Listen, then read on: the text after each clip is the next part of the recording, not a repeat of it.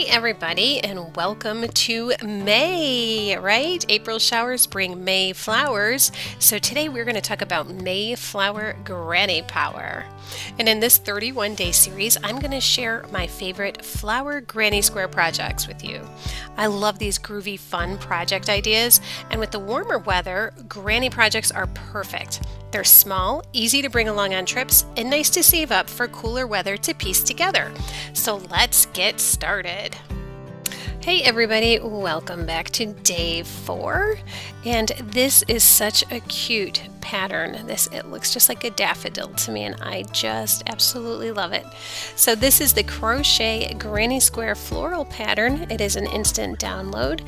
And yeah, like I said, it is a daffodil. So let's open this up. See what we see.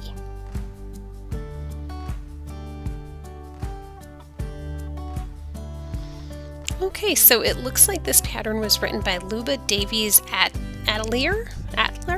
Not sure how to pronounce it. I apologize if I have butchered your name. This pattern is available for $2.27. And yeah, it is obviously a downloadable crochet PDF pattern. So let's take a look at the description. The pattern is written in American terms. It is listed as easy for skill level, and the pattern includes instructions as well as photos and a diagram. So let's just take another look at this angle. So cute. I really love this. I love the colors they chose. I love how springy it is. Spring is absolutely my favorite season.